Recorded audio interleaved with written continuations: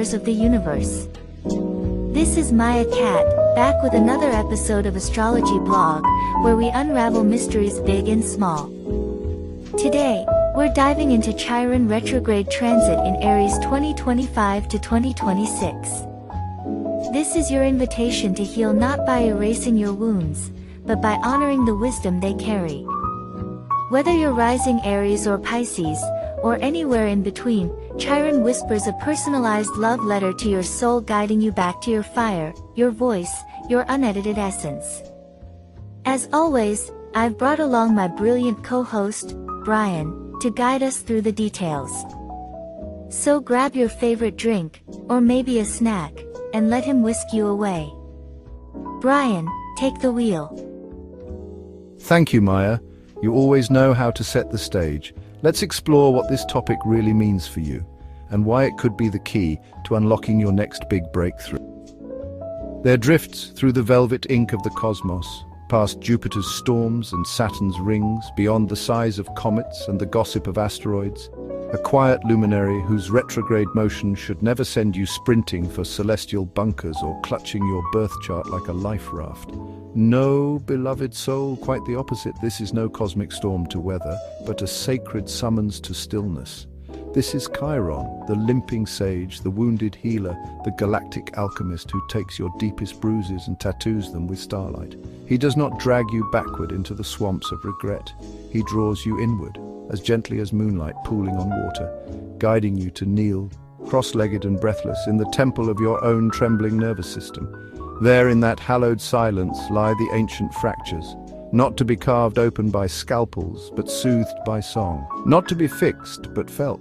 Not to be erased, but enchanted. And yes, his memory dances in our minds like fireflies in twilight, preferably while we sip chamomile beneath mismatched socks and half-finished poems. For healing, dear one, does not demand solemn robes or whispered incantations. It asks only for presence and perhaps chocolate, definitely chocolate. So let us begin where all wisdom begins, with a story, the legend of Chiron, your cosmic confidant, your stellar soul friend, the planet that loves you more than you love yourself. In the whispering halls of myth, where gods thunder with jealousy and titans weep earthquakes into being, there galloped a creature unlike any other, Chiron, the gentle centaur. While his kin stomped through vineyards drunk on chaos, hooves cracking marble and tempers flaring like wildfire, Chiron moved like a sonnet set to hoofbeat. Calm, centered, radiating the kind of emotional intelligence that made even Apollo pause mid-lyre strum and say, "Damn, teach me that." He was the yoga master of Mount Olympus. If yoga masters could heal fevers with a glance, teach Achilles how to cry without shame, compose symphonies under olive trees, and brew ambrosia-laced tea that tasted like forgiveness. His father? None other than Cronus. Yes, that Cronus. The titan who swallowed his children like cosmic tacos and later became Saturn, patron saint of deadlines, daddy issues, and scythe-based family therapy.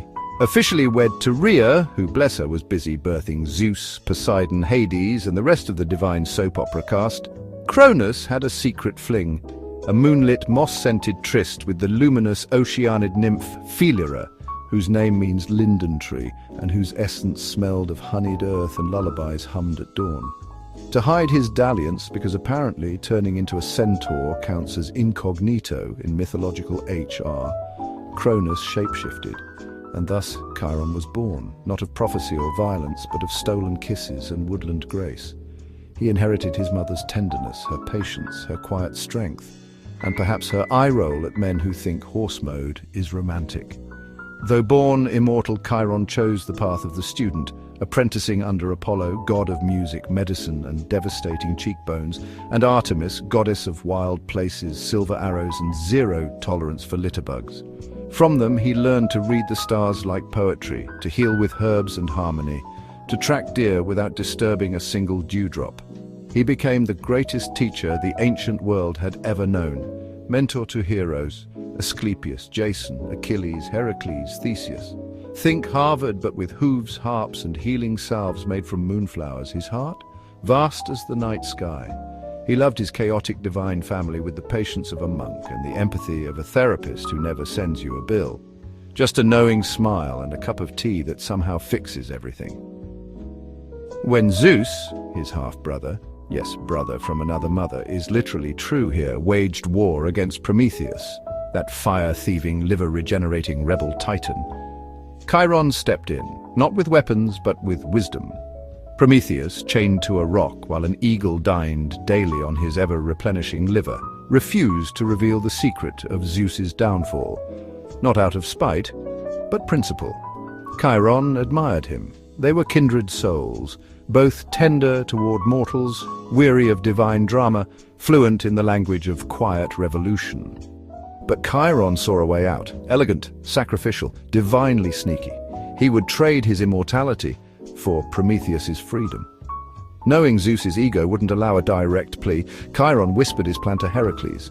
Sweaty, heroic, emotionally volatile Heracles, his own former student, son of Zeus and the mortal Alcmena, who, let's recall, was seduced by Zeus disguised as her husband, because consent, optional in divine rom-coms.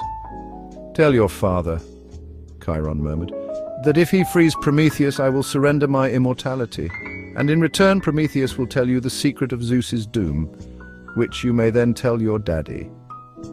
It was celestial blackmail wrapped in silk. Zeus, ever curious, ever paranoid, agreed.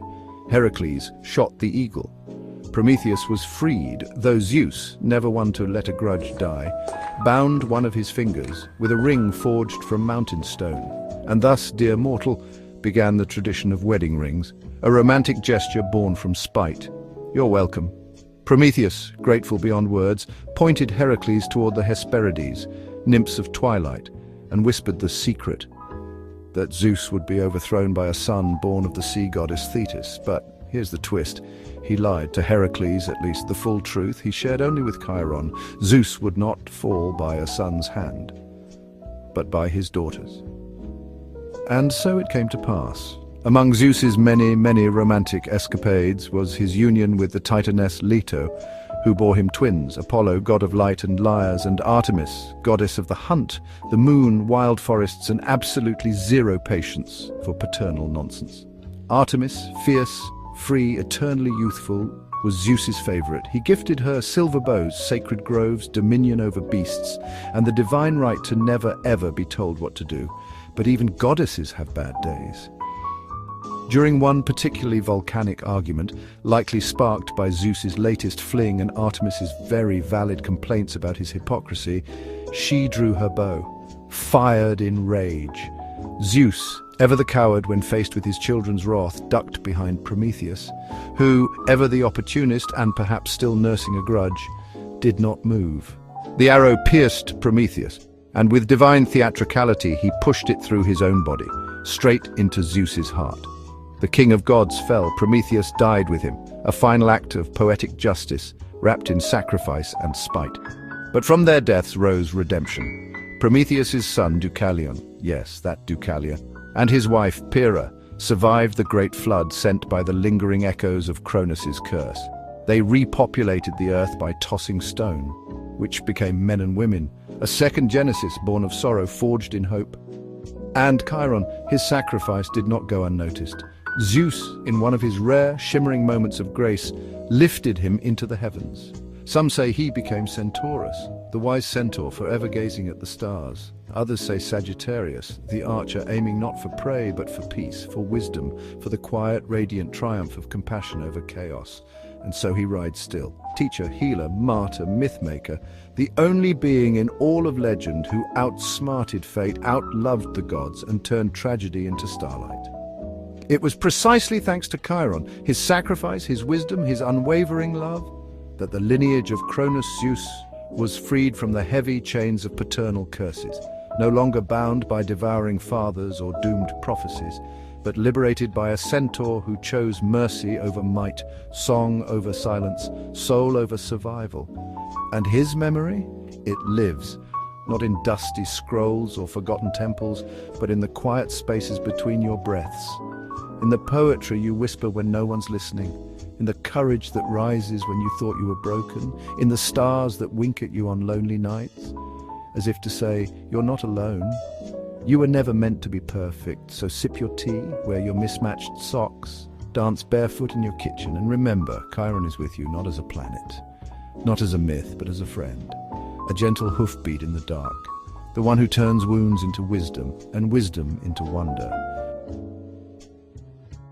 Now that you know the soul of Chiron, his wounds, his wisdom, his wild, tender grace, you'll meet his retrograde not with dread, but with reverence. From April 30th, 2025 to January 26th, 2026, he moves backward through Aries, not to undo you, but to uncover you. Mark your calendars, dear stargazers, philosophers, and recovering perfectionists, from the sultry spring of 2025 through the frost-kissed dawn of 2026. Chiron will be sauntering backward through the sign of Aries, that fiery firstborn of the zodiac whose motto might as well be "I am, therefore I charge head first into destiny, preferably while yelling." But this retrograde, it's not about charging. It's about choosing. Choosing to turn inward, to kneel before the altar of your primal spark, the one that flickered before the world told you to dim it, before you learned to apologize for taking up space, before you traded your roar for a polite cough. Chiron doesn't yank you into the past, he seduces you into the present. He whispers, remember the fire before the fear, the instinct before the injury, the I am before the I should. This is not a pause, it is a pilgrimage.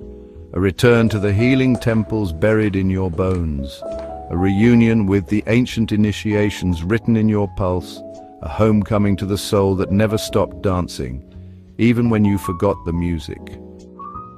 Aries is life force unfiltered, the zodiac's primal scream, its first breath, its defiant spark, and under Chiron's retrograde gaze, we're not being asked to deconstruct or overanalyze, thank the gods. We're being asked to listen, to tune into the raw frequency of desire, instinct, and embodied truth, free from the dusty scripts of survival, productivity, or should. This is not about fixing what's broken.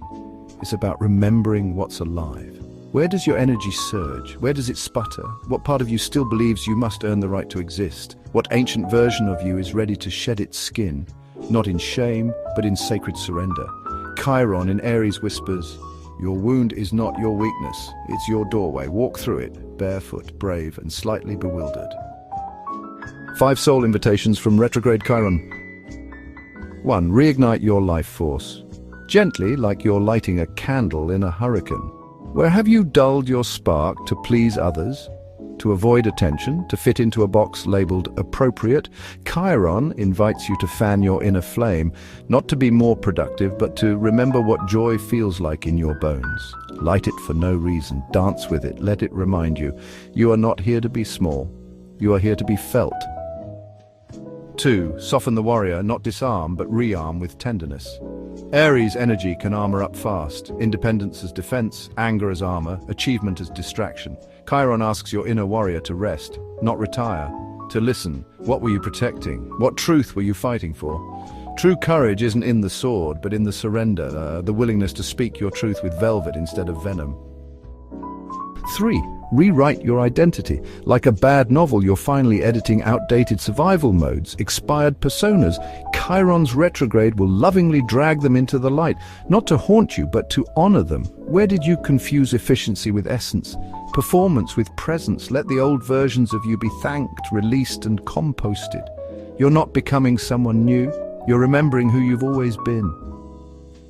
4. Worship your body, and not as a project, but as a prophet. Aries rules the head, the jaw, the adrenal glands, your body's early warning system. If you're clenching, aching, buzzing, or burning out, your body isn't malfunctioning, it's messaging, it's saying, come home, rest, listen, your flesh is not your enemy, it's your oracle, treat it like the sacred text it is.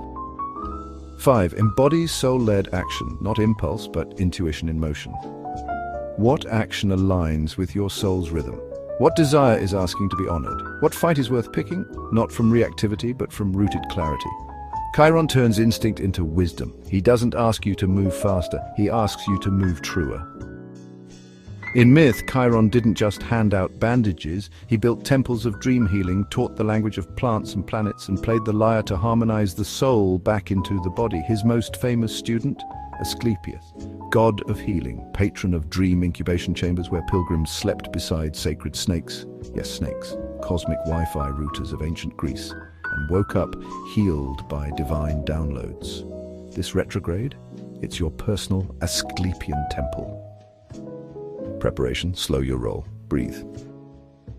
Incubation, enter the silence, let the soul whisper.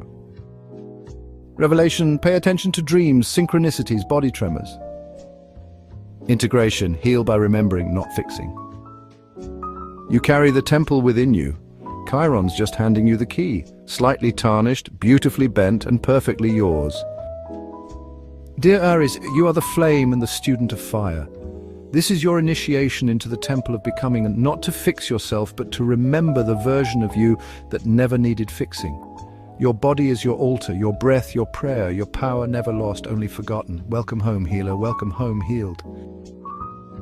Dear Taurus, beneath your resistance, your fatigue, your "I'll deal with it later," lies a soul song waiting to be heard. Let silence be your sanctuary, let dreams be your doctors, let rest be your rebellion. You are held, healing has already begun. Dear Gemini, return to the soul of connection, not the noise of belonging, but the resonance of truth. You don't need to fracture yourself to be loved. Let your community reflect your becoming, not your survival. Your voice is medicine. Speak it, even if your knees shake. Dear Cancer, leadership isn't about perfection, it's about presence. Soften the armor. Let your sensitivity be your strength. Your care is not a burden, it's a birthright.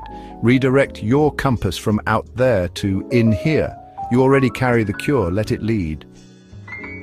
Dear Leo, enter the temple of your own truth, not inherited, not borrowed, but burning. Let curiosity replace certainty. Let awe replace analysis. What ancient wisdom lives in your bones? Let life initiate you. Let your voice be the torch passed forward. Dear Virgo, this is alchemy. Step into the depths of intimacy, trust, transformation. Release the contracts of control. Healing isn't about becoming softer, it's about becoming whole.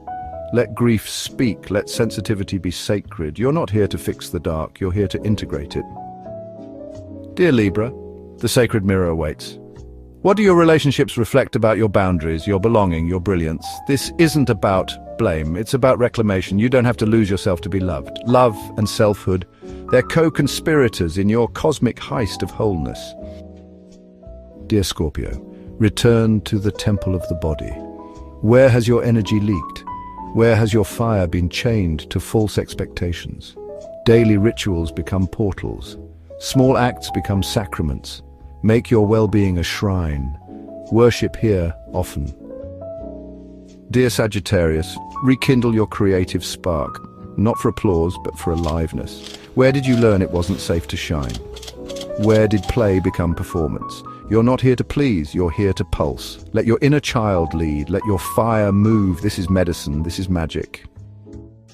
Dear Capricorn, return to your roots. Inherited, chosen, ready to be rewritten. Revisit early blueprints of safety, suppression, self-expression. Not to relive them, to release them. Let your home be a sanctuary of integration. The past is a teacher, not a prison. You were never meant to carry it alone. Dear Aquarius, your voice is your vessel. Beneath every word you've spoken lies a deeper truth waiting to be sung. Rewrite the stories, question the language. Let silence be sanctuary. You're not here to speak for others, you're here to speak from soul. Dear Pisces, reimagine your relationship with worth. Not earned, not achieved, inherent. What part of you still believes you must prove your value? Receive now. Support, pleasure, slowness, safety. Your body remembers you deserve grace. Healing is reclaiming what was always yours, the right to exist, to thrive, to be a vessel of divine abundance. And now, last advice for everyone. Chiron's retrograde isn't a test, it's an invitation. To stop running, to start remembering. To heal not by erasing the wound, but by honoring the wisdom it carried. Breathe into your bones and let Chiron, limping, laughing, luminous, guide you home. You were never broken. You were always becoming. Welcome to the temple. The door was never locked. You just forgot you had the key. And there you have it, my cosmic companions. Remember, every challenge is just a stepping stone to greatness. If you enjoyed this episode, don't forget to hit that like button, subscribe so we can keep exploring together, and drop a comment to share your thoughts. Until next time, stay curious, stay bold, and keep chasing those dreams. Meow FF.